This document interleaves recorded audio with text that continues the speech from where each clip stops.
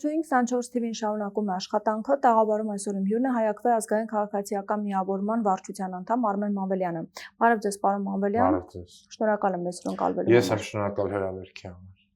Փոխվարչապետ Մհեր Գրիգորյանը նշել է, որ ադրբեջանական նավթամթերքի ներկրման հնարավորություններ կան։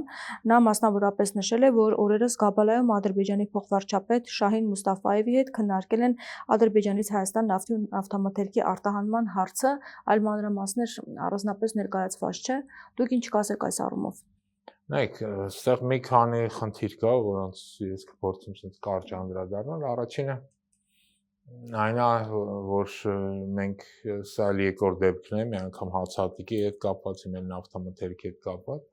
որ գործող քաղաքական վարչախմբը որոշակի իր PR-ի համար տենց թեմաները արտանետում դաշտ, որ հետագայում պարզում է կամ fake են, կամ էլ ասենք թե իր ծավալներով չեն համապատասխանում այն աղմուկին, որը նրա շուրջ կա, օրինակ նույն այդ հիշում եք Ղազախստանից իբր թե հացահատիկ պիտի գար, եկավ հասա պարզեց, որ դա ղազախական չէ, հիմնականում ռուսական է, իսկ այն ինչ որ ղազախական էր, դա ավելի շատ միշտ հացահատիկի չէր, այլ անասնակեր էր։ Հիմա մոտապես ու սա մեկ անգամյա ասենց ինչ որ ակցիա էր։ Հիմա սա էլ նույն բնագավառից է։ Կգա արդյոք նավթ կամ նավթամթերք, որտեղ նախ Հայաստանը չի ներմուծում նավթ եւ որտեղ չունի վերամշակման համապատասխան հզորությունը։ Ինչ վերաբերում է նավթամթերքին գալնապես այստեղ նույնպես մի քանի խնդիր կա։ Առաջին հերթին նորից շատ հնարավոր է, չեմ բացառում երկու վագոն, ասենք ինչ որ դիզվառելի գա Հայաստանում, որը էական ոչինչ չի նշանակում, սակայն միաժամանակ սա օգնում է քաղաքական վարչախմբին իր PR-ի համար։ Բայց իրականության մեջ սակայն մի շարք վտանգներ։ Առաջին վտանգը նա, որ ադրբեջանական նավթն ու նավթամթերքը Ադրբեջանի ռազմական բյուջեի հիմնական, ասենք, մատակարարն է։ Ամբողջ նավթի եւ նավթամթերքից գնացող ֆինանսական օգուտները եւ միջոցները գնում է համապատասխան այսպես կոչված Ալիևի անվան հիմնադրամ, որից այն տրվում է պետական բյուջեին, հատկապես նա ռազմական մասին։ Իսկ ցանկացած մեկը, որ Հայաստանից գնում է ադրբեջանական նավթը, ուղղակիորեն ֆինանսավորում է Ադրբեջանի ռազմական մեքենային։ Ու եկեք չմոռանանք, որ 2026 թվականի համար Ադրբեջանը մեծացնում է ռազմական ֆինանսավորումը այն դեպքում, երբ որ Հայաստանի Հանրապետությունը թակարակը նվազեցնում է իր ռազմական ծախսերը։ Այսինքն մի կողմից հստակ տենում ենք ռազմական ագրեսիայի մեծացումը, հիմա էլ Հայաստանը ոչ ուղղակիորեն, բայց իր ներդրումն է անում Ադրբեջանի, եթե ասված չանի, սա իրականն է, իր ներդրումն է անում Ադրբեջանի ռազմական մեքենայի հզորացման մեջ, եւ մյուս կողմից էլ տեսնում ենք, որ Հայաստանը նվազեցնում է ռազմական ծախսերը հենց այդ բյուջեում։ Այսինքն բավականին վատ եւ վտանգավոր նախադեպ է ստեղծում, որը ուղղակի չի կարելի թույլ տալ։ Հիմա Ռուսաստանից է ներկրումը իրականացվում։ Հայաստանը հիմնականում նավթամթեր ներկրում է Ռուսաստանից, քանի որ ԵԱՏՄ-ը որպես անդամ երկիր ինքը ունի որոշակի քվոտաներ, այդ քվոտաների շրջանակում համեմատաբար էժան ներկրում է, մի մասն էլ ներկրում է ժամանակին ներկրում էր Եվրոպայից, հատկապես Բուլղարիայից էր գալիս, եւ մի փոքր մասով հատկապես դիզվառելի գալիս էր Իրանի տարածքով, հիմնականում իրաքյան արտադրության դիզվառելիք է լինում։ Դուք կարծում եք այս ամեն ինչը քաղաքական ավելի շատ որոշումը եւ ինչ որ ծավալների մասին չեն կարող մեծ ծավալների մասին խոսել։ Նախ որ Ադրբեջանը չունի էլ համապատասխան ծավալ։ Ադրբեջանի նավթի արդյունանումը վերջին 10-15 տարում մոտավորապես նվազել է 40%-ով։ Իսկ այնպես դուք հասկանաք էլի ինչի մասն է խոսքը։ Օրինակ 2010 թվականին իր արդյունանման պիկի ժամանակ ինքը արդյունանում էր 50 միլիոն տոննա տարեկան նավթ։ Անցյալ տարի 2024 իրանք փակել են 30 միլիոն տոննայով։ Իսկն զգում եք, չէ՞։ Ու պլյուս ինքը ունի երկարատև պայմանագրեր կնքած Թուրքիայի հետ, իր հիմնական շուկաներ Իտալիայի եւ Իսրայելի հետ։ Հետաբար իր համար առաջնային է հենց այդ պայմանագրերի իրականացումը։ Սա մի կողմից։ Կա նաեւ հարցի երկրորդ կողմը, որ այսպես կոչված ադրբեջանական նավթը իրականում ինքը ունի տարբեր պատկանելություն, պատկանում է տարբեր կոնսորցիումների, որոնցից ամենախոշորը British Petroleum-ն է, այսինքն British Petroleum-ը պետք է որոշի այդ նավթը ուրա գնալու։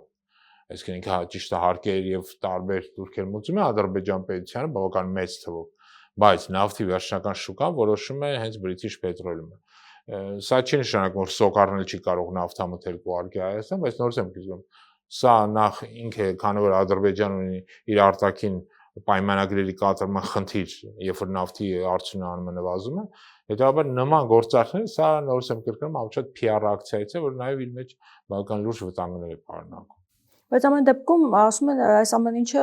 նախադեպ է լինում եւ հետո արդեն առևտուր անելու հնարավորություններ է բացվում, ինչի մասին գիտենք, որ անընդհատ խոսվում է, որ մենք եթե խաղաղություն ենք ընկնում, նաեւ պետք է առևտուր սովորենք անել Ադրբեջանից, գազ գնելու մասին էր խոսվում,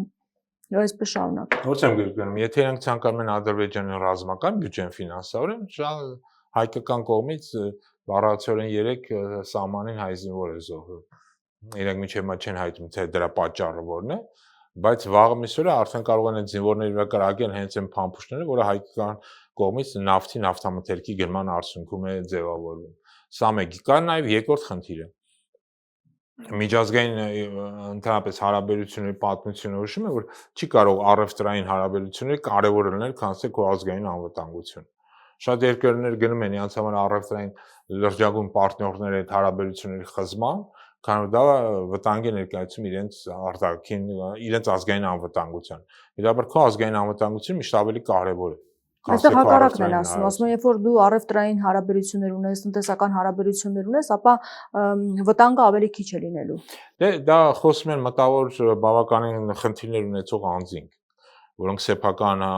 բարօրությունը կարևորում են ազգի բարօրությունից։ Եկեք չմոռանանք, էլի նույն Օսմանյան կայսրությունը, որտեղ հայեր մասսայաբար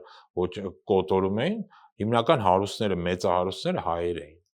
Բայց դա նրանցից ոչ մեկը չկարողացավ փրկվել, չնայած այդ առևտրային գործարքների մեջ են եւ Օսմանյան կայսրության հիմնական հարստություն բերող, ասենք ասեմ, էթնիկ փոքրամասնություններն են։ Բայց իրենց սպանեցին ոնց ցանկացան։ Նույնը կատարում են նաև աշխարհի շատ երկրներում, օրինակ նույն Ռուսաստան, Եվրոպա ներկա հարաբերությունները սկսվեց մի պայմաններում, երբ որ Եվրամիությունը Ռուսաստանի ամենախոշորագույն արտաքին, ասենց ասեմ, առևտրային գործընկերն էր։ Ռուսաստան Եվրամիություն առևտրաշրջանառությունը այդ պահին կազմում էր $600 միլիարդ, բայց չնայած դրա կողմերը խզեցին հարաբերությունները ուկրաինական խնդիրների պատճառով։ Այսինքն, երբ որ դու քո ազգային, երբ որ դու առևտրային քո շահերը առաջին ես արկում քան ազգային, սա վերում է որպես կանոն ինչ որ պահի բերում է նաև քո իրավիճակի կախվածության խորացման։ Նույն նավթամթերքը հիմա Եվրամիությունը մեկ այլ ծրագիր է ֆինանսավորում, ստեղծում են այսպես կոչված Կովկասյան էլեկտրաէներգիայի արտահանման ուղի, որը նույնպես իր մեջ վտանգներ 500 միլիոն եվրոյի մասին է 500 միլիոն եվրոյի մասին է որ ներդրվել է Վրաստանի հետ, այո, պետք է չէ իրականացվել ծրագիրը։ Որտեղ Հայաստանը սկսենք նրանց որ էլեկտրաէներգիա չի ներկրում Ռուսաստանից։ Մենք ներկրում ենք գազ եւ միջուկային համապատասխան հարստացած ուրան ենք ներկրում, որը օգտագործում ենք ատոմակայանում։ Փորձել մեզ կախման, որտեղ նմանատիպ գործարքի արդյունքում Հայաստանը հայտնվելու է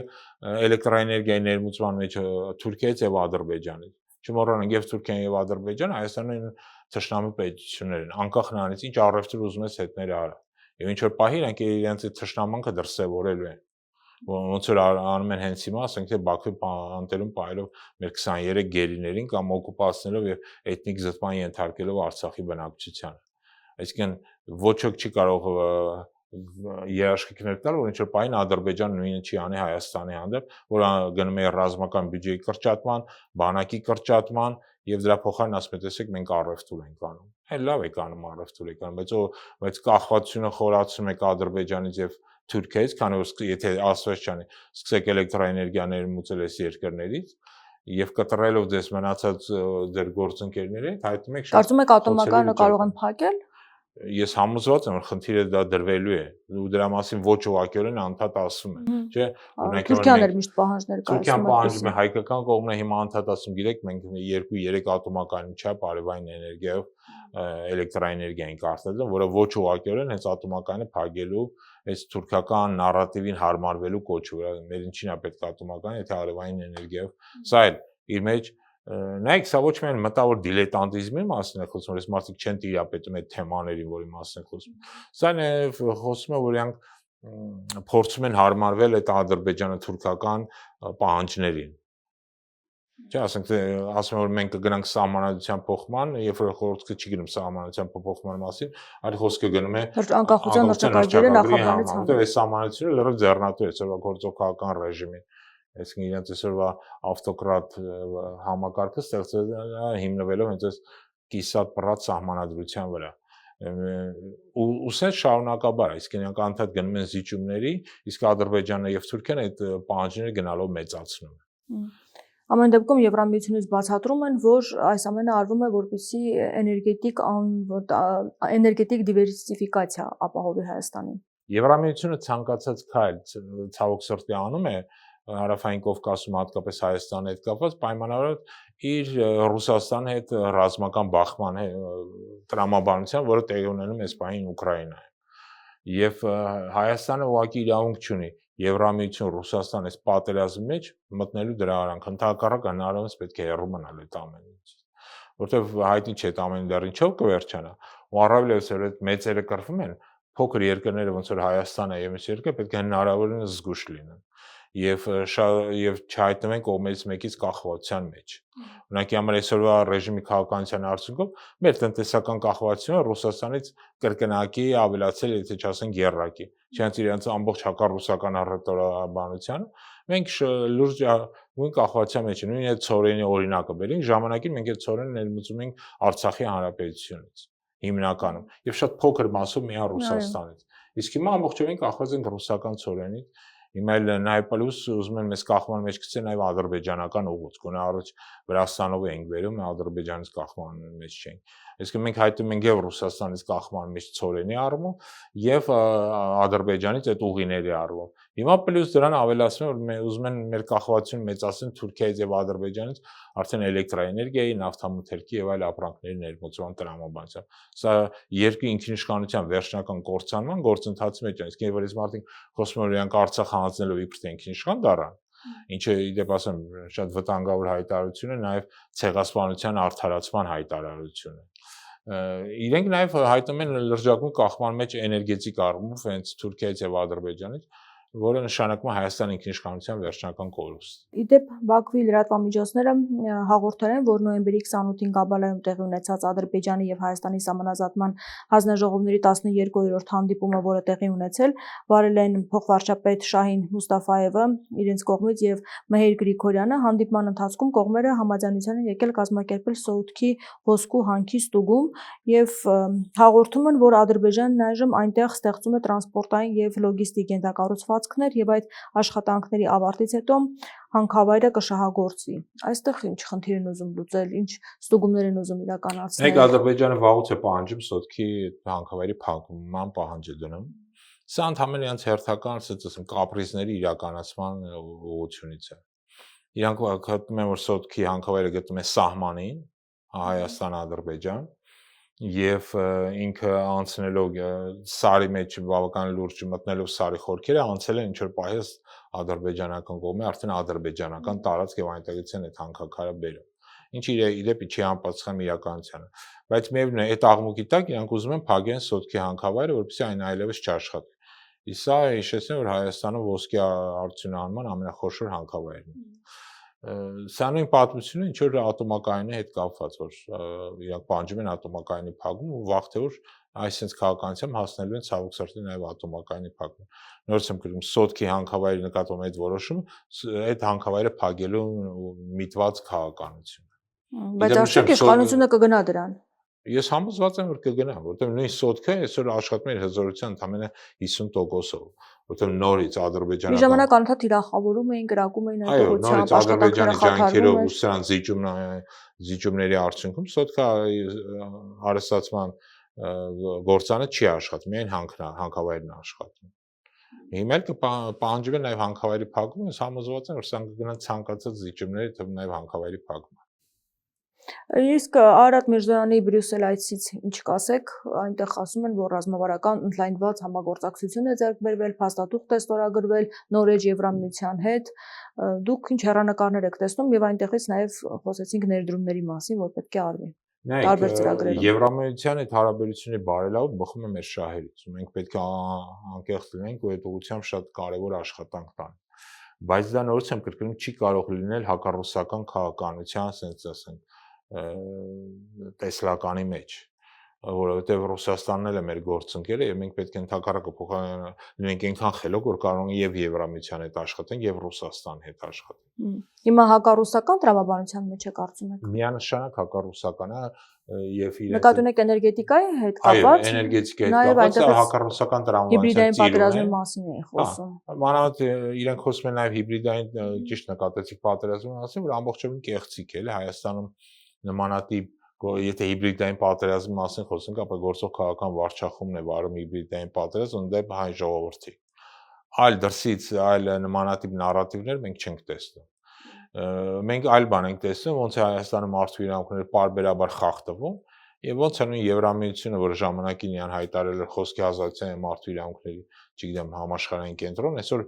անընդհատ զիջումների է գնում այդ ճանապարհին եւ շատ երկրներ, որտեղ հետապնդումներ են տեղ ունենում, տվյալ դեպքում Հայաստանի Հանրապետության եւ մարդկանց նկատմամբ քաղաքական իրենց դիրքորոշման պատճառով եւ մարդկանց նկատմամբ ովքեր ներկայացում են Հայաստանի ծառայելական սուբ եկեղեցին, այսինքն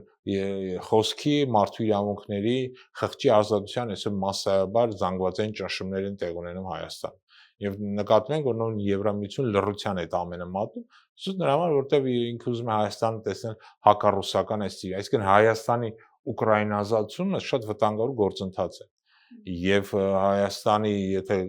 ազգային իշխանություններ լինեն, պետք է ամեն կերպ անեն կամ ամեն ինչ անեն խուսափելու համար դրա։ Բայց արդյոք ուկրաինացման են մեզ տանում, թե ընտրություններից առաջ ինչ-որ գործողություններ ան եւ Մոլդովայի սցենարն են ուզում այստեղ գործադրել, իդեպ չթաքցրեցին էլ, որ այդպիսի ցանցեր եղել են նաեւ Մոլդովայում եւ հիմա Հայաստանում կա դրսի ուժերի ազդեցություն եւ 15 միլիոն եվրո են տրամադրում, որպեսզի այդ ուժերին հեռացնեն, քարոզչությունը չիրականացվի։ Նայեք, նորից Եվրամիությունը, որը ժամանակին ասում էր ինքը խոսքի ազատության ջատագովն է, վերջերս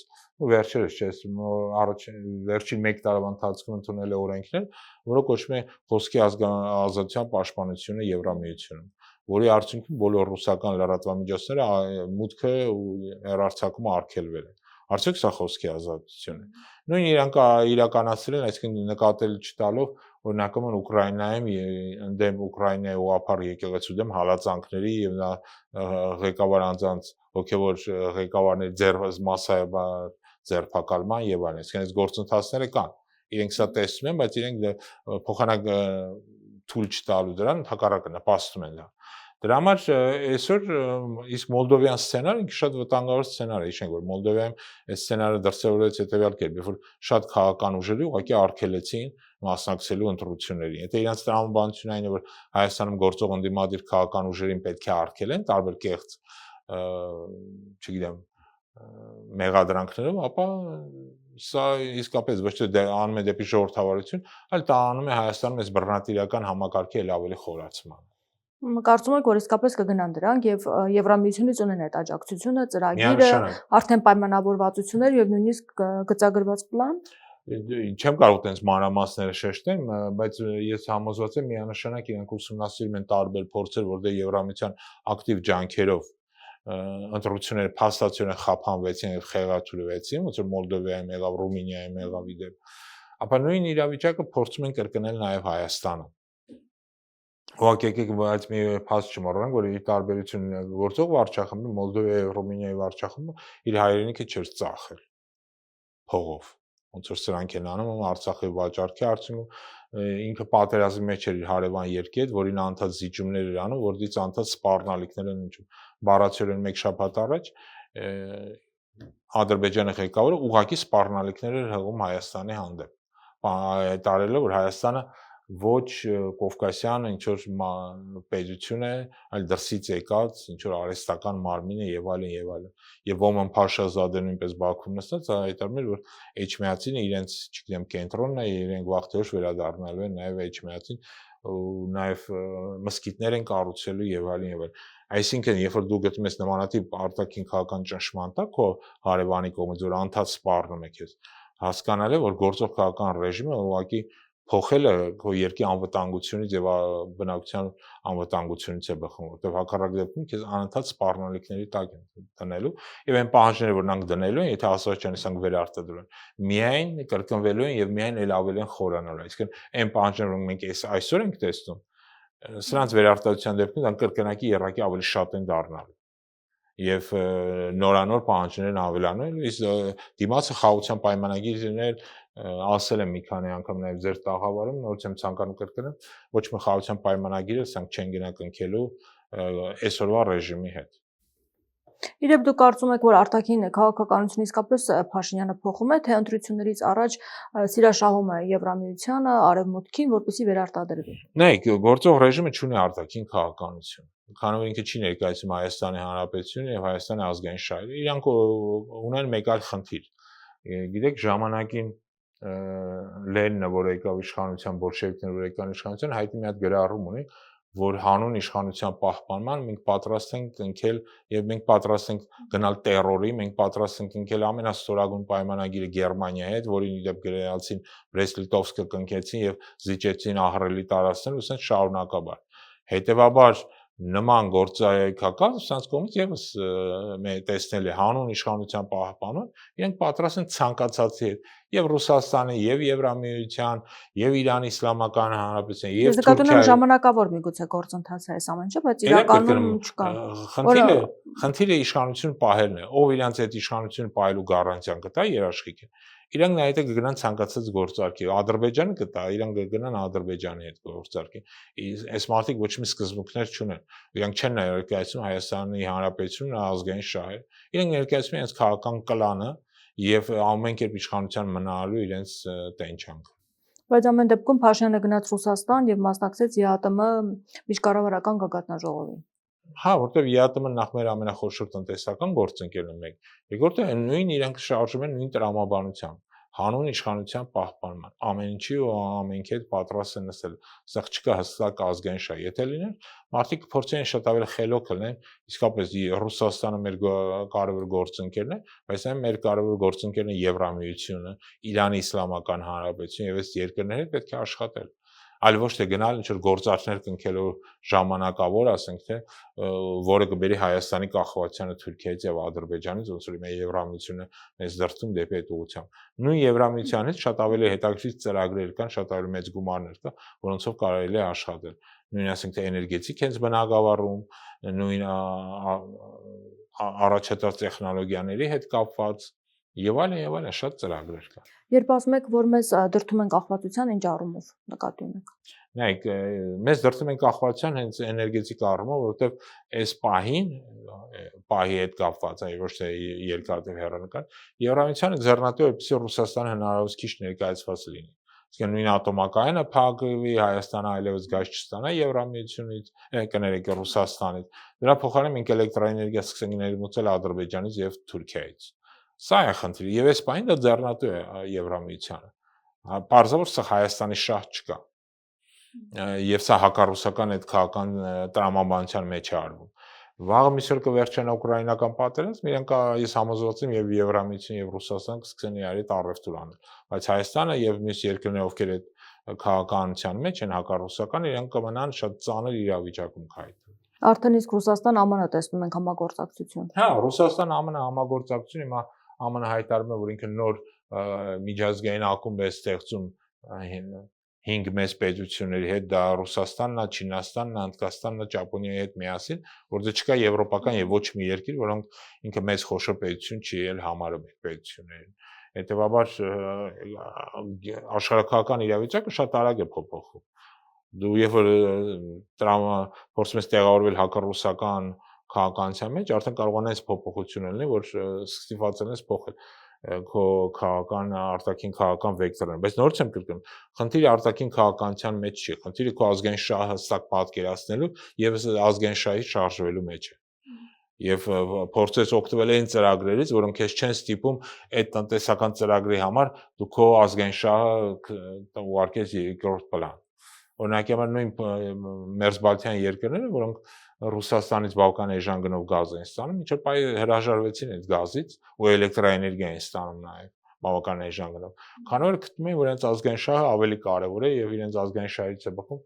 չգնալ Ռուսաստանի հետ գործարքի։ Իրանք տենց են տեսնում իրենց ազգային շահը, սա շատ ավելի առողջ մոտեցում է, քան թե դու ասես, չէ, այս երկիրը կամ այն երկիրը մեզ էժանով ինչ որ ապրանք է տալիս, եկեք նրա այդ գործարքի գնանք, թքած թե ազգային շահերի այստեղ բախում կա։ Չէ, վաղ թե ուշ այս ազգային շահը ավելի է կարևորում, քան թե քո տնտեսական, որովհետև քո ազգային շահը հիմնված է քո ազգային անվտանգության վրա, այլ ոչ թե տնտեսական անվտանգության վրա։ Իսկ ազգային անվտանգությունը քո երկարատև գոյատևման քո պետության երաշխիքներից երկարևորն է։ Թրիփի հետ կապված ինչ կարող եք ասել, արդյոք արագացված կարգով կարող է ընթացք ստանալ գործընթացը եւ Ադրբեջանն է բավականին ակտիվ, նախ անընդհատ շարունակում է Զանգեզուրի միջանցքային անվանել, համարել, որ իրենք մեծ ներկայացվածություն են ունենալու եւ բացի այդ խոսում են Եվրամիության ներկայացված լինելու մասին։ Ինչու փոխեցին իրենց դիրքորոշումը, ինչու են ուզում որ Եվրամիության ներկա լինի եւ ինչ է սպասվում։ Նայեք, իրականության մեջ թրիփի ուղին ինքը որ մենք կարող ենք հստակ կոչել պատերազմի, ու ինքը շատ վտանգավոր գործընթաց է,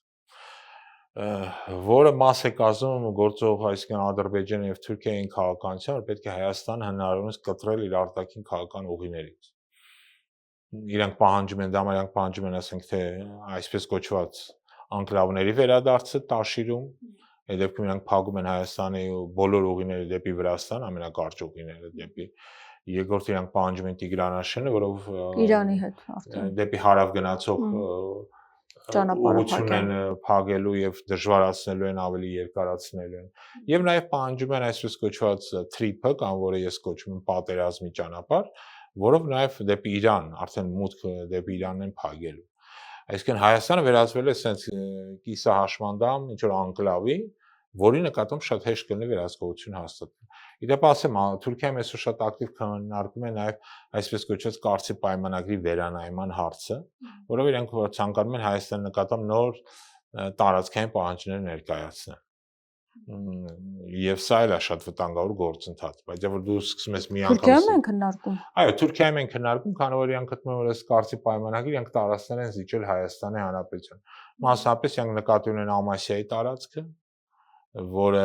ժամանակին Կարսի նահանգի մի մասն էր, իսկ եւ նաեւ ըստ Կարսի պայմանագրի իրանք գտնում են, որ Նախիջևան Հայաստան սահմանը ճիշտ չի գծված եւ հետագայում հիմա այս բան չկան այդ բանը, բայց ես համոզված եմ, որ վաղտիոց նաեւ դնելու են Նախիջևանի տարածքի սահմանային գծի փոփոխման ի օգուտ բարձր Նախիջևանի, այսինքն Ադրբեջանի։ Այսինքն այս քննարկումները հիմա գնում են Թուրքիայում տարբեր ասենք էքսպերտային մակարդակներով, բայց վաղ-թե ուշ դա նաև լինելու է հենց արտաքին քաղաքականության կարևորագույն մասերից մեկը։ Իսկ երբ որ դու մեկ անգամ մի ուղղությամբ զիջում ես, հետագայում այս զիջման այս գործընթացը երբեք կանգ չի առնել, քեզանից պահանջել են նորանոր զիջումներ, որը իրենք անում են, ասենք թե տարբեր կերպ, օրինակի համար, եթե Ասվեստյանի գարնան ընտրություններին կամ ամռանն ալնելու գործող քաղաքական ռեժիմը վերականգնվի կամ վերաարտադրվի, Ադրբեջանը եւ Թուրքիան հայտարարել են, որ դա իրենց շնորհքն է։ Այսինքն, եթե դուք բացեք թուրքական մամուլը, իրենք չեն թաքցնում, որ գործող քաղաքական ռեժիմի մնալ իշխանությունը բխում է իրենց շահերից։ Այսինքն դա ոչ մի կերպ չի բխում Հայաստանի շահերից, բայց շատ հստակ կերպով բխում է Թուրքիայի եւ Ադրբեջանի շահերից։ Խոսենք նաև ընտրությունների հետ կապված ինչ հեռանկարներ կան, ինչ ուժեր են, որ արդեն ներկայացվածություն ունեն եւ կարող են ազդեցություն ունենալ ընտրությունների վրա, ինչ գործընթացներ պետք է հաջորդեն, որովհետեւ ժամանակը կարճ է, մենք տեսնում ենք, որ իշխող թիմը բավականին ակտիվ պատրաստվում է, բայց ընդդիմությունը որքանով է պատրաստվում, չի երևում։ Միգուցե պատրաստվում է, բայց հայտարարություններ չկան։ Ինչ գործընթացներ կլինեն։ Իշխանությունը ոչ թե պատրաստվում են, այնք արդեն սկսել են իրենց քարոզարշավը, դա հստակ երևում է, եւ իրենց այսպես կեղծ պատարակների իբրե գնալու գործը, չէ, իշենք էլ էս ռեժիմը 7.5 տարի իշխանության էր եւ երբեք ոչինչ պատարակի չէին մասնակցել, հիմա արդեն ամեն շաբաթ մասնակցում։ Բայց դա արդյոք իրենց համար քարոզարշավ է կամ իրենց օգտին է։ Միանշանակ սա իրենց համար քարոզարշավ է։ Բայց իրենց օգտին է։ Ես համոզված եմ, որ նաեւ իրենց օգտին, որտեղ Հայաստանի բնակչության մի ահռելի մասը նստած sense ասեմ, դիտողի դերում է եւ ուզում է հասկանալ, թե այս արդյունքում ով կհաղթի եւ ով նկատմամբ ինչ